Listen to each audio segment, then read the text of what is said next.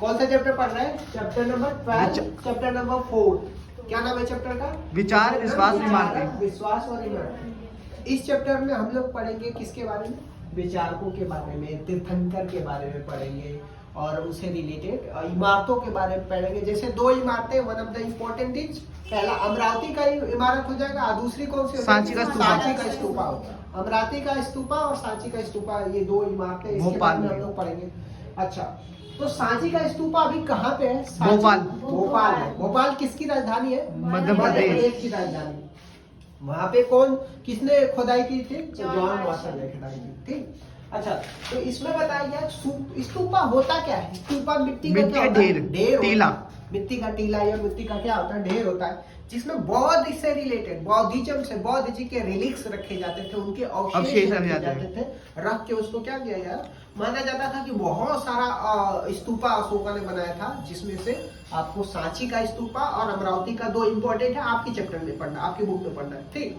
अच्छा, तो इसमें जैसे पूरे विश्व में तीर्थंकर या चिंतक निकल के आ रहे थे। जैसे ईरान का कौन आ रहा था? ईरान से आ रहे थे आपका जरथुस आ रहे थे ईरान के। ये कौन है? चिंतक है। ईरान का जरथुस हो गया। चाइना से कौन था? ये कौसी था। और सुकरात कहाँ? सुकरात हो गया, ये यूनान से। ये लोग ईरान से थे। वैसे ही 2 तीर्थंकर या दो चिंतक थे भारत से, एक का नाम महावीर और दूसरे का नाम क्या था? बुद्ध जी था। ये लोग कहाँ से थे? ये इंडिया, भारत से। तो जो बौद्ध जी होते थे, बौद्ध जी के जो 3 टोकरी है, जिसमें त्रिपिटक बोला जाता है, उसमें एक का हो गया शुद्ध पिटक हो गया, दूसरे का नाम क्या हो गया? विनय पिटक हो गया, अभिधम पिटक। अभिधम पिटक। शुद्ध पिटक में क्या है? शिक्षा के बारे में, बौद्ध जी के शिक्षा के बारे में दिया गया। किसके बारे में? बौद्ध जी के शिक्षा के बारे में किसमें दिया हुआ? शुद्ध पिटक में। किसमें? शुद्ध पिटक में। इसके बाद विनय पिटक में क्या हुआ? बौद्ध के नियम के बारे में। बौद्ध के नियम कहाँ पे दिया है? विनय पिटक में। अभिधम पिटक में क्या है? तो अभिधम में बौद्ध के क्या है? दर्शन है। तो ये तीनों चीजें आपको क्या होनी चाहिए? पता होना चाहिए। कौन सा? शुद्ध पिटक, विनय पिटक, अभिधम। तो इसको क्या बोलते हैं? बौद्ध के 3 टोकरी बोलते हैं। शुद्ध पिटक में क्या हो गया? शिक्षा हो गया। शुद्ध पिटक में शिक्षा हो गया, विनय पिटक में नियम हो गया, अभिधम पिटक में दर्शन हो गया। ठीक। उससे मैं अब आपसे क्वेश्चन पूछेगा कि चीन के 2 दार्शनिक का नाम बताइए।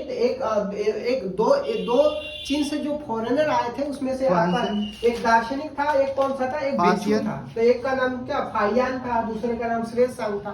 तो फाहियान कौन सी सेंचुरी में आया था? 5वीं सेंचुरी में आया था। और श्रेष्ठ कौन सी सेंचुरी में आया था? 7वीं सेंचुरी में आया था। तो ये one of the important also. ठीक। इसके बाद हम लोग देखते हैं कि जो ऋग्वेद है, तो ऋग्वेद में किसके बारे में बताया गया? ऋग्वेद में अग्नि, इंद्र, सोम और आदि बहुत सारे देवताओं का जो संग्रह होता था, वो कहाँ पे दिया है? ऋग्वेद में। ऋग्वेद को तांत्रिक विद्या का प्रचलन भी बोला जाता है कि ऋग्वेद में उस टाइम क्या तांत्रिक विद्या का प्रचलन चल रहा था। अच्छा, तो यज्ञ कौन करवाता था? जनरली जो यज्ञ करवाते थे, राजा करवाते थे। कौन कराता था? राजा करवाते थे। जिसमें से जो ज्यादातर पावरफुल होते थे, ज्यादातर अमीर होते थे, तो यही लोग क्या करते थे? यज्ञ करवाते थे। और कुछ कभी कभी क्या सरदार भी यज्ञ कराना स्टार्ट हो गए कुछ टाइम बाद। जैसे कुछ इंपॉर्टेंट सरदार ने जैसे यज्ञ करवाया था, वो कौन सा? राजसूस और कौन? अश्वमेध। 2 इंपॉर्टेंट यज्ञ आप याद कर लीजिएगा, राजसूस और कौन? अश्वमेध हो गया। अच्छा, तो ये जो महापुरुष थे, जैसे बौद्ध और जैनिज्म होते थे, ये लोग महापुरुष होते थे। तो ये लोग क्या करते थे? ये लोग जो महिला और पुरुषों के जीवन की नैया को पार लगाते, उनको क्या बोला जाता? चिंतक, महापुरुष। या उनको क्या बोला जाता था? उनको तीर्थंकर बोला जाता था। ये लोग क्या कहते थे? ये लोग कहते थे कि जो जीवन की नैया में, जो जीवन की नैया को हम क्या कर सकते हैं? अपने जीवन की नैया को हम पार लगाते। ठीक। अच्छा, तो अब आ जाते हैं जैनिज्म के बारे में। तो जैन जी का स्टार्टर जो था, मतलब जब 6th सेंचुरी में महावीर जी का जन्म हुआ था। कब हुआ था?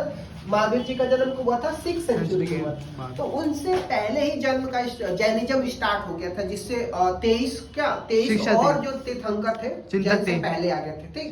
तो उसमें से जो 24वां तीर्थंकर कौन था? महावीर स्वामी थे। ठीक। और इनका जन्म कहाँ पे हुआ था? इनका जन्म हुआ था आपका 540 ईसा पूर्व में। कहाँ पे? वैशाली में, कुंडल वन में हुआ था। कहाँ पे हुआ था? वैशाली।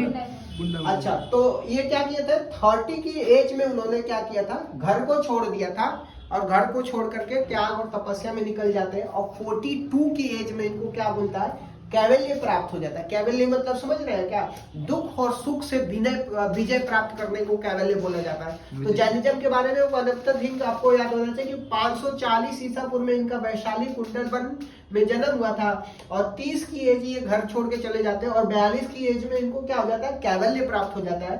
ठीक, अच्छा, तो ये जो इनका डेथ कब होता है, तो इनका डेथ 72 की एज में होता है, कहाँ पे, पावापुरी में होता था। ठीक, अच्छा, जैनिज्म का मेन लक्ष्य क्या होता है, जैनिज्म का जो मुख्य सिद्धांत है, जिसमें अहिंसा, पांच मुख्य सिद्धांत है जैनिज्म का, 5 मुख्य सिद्धांत है, जिसमें बोला जाता है अहिंसा हो गया, क्या हो गया, सत्य हो गया, अस्तेय हो गया, अपरिग्रह हो गया, ब्रह्मचर्य हो गया। ये पांच इंपॉर्टेंट क्या है, 5 इंपॉर्टेंट माना जाता है सिद्धांत है।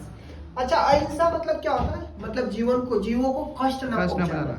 सत्य मतलब क्या होता है, मतलब सच बोलना, झूठ ना बोलना, सत्य बोलना। अस्तेय मतलब क्या, चोरी ना करना।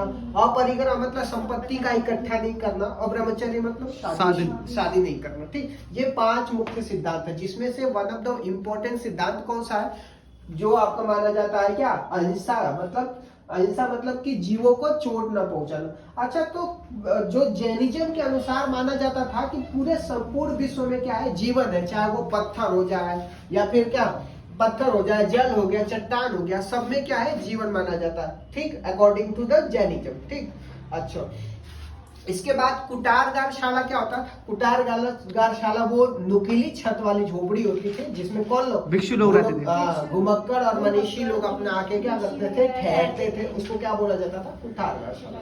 बौद्ध जी का हाँ, इसमें बोला जाता था, अकॉर्डिंग टू जैनिज्म बोला जाता था कि त्याग और तपस्या से ही क्या कर सकते हैं, कर्म के चक्र को क्या मुक्ति प्राप्त कर सकते हैं।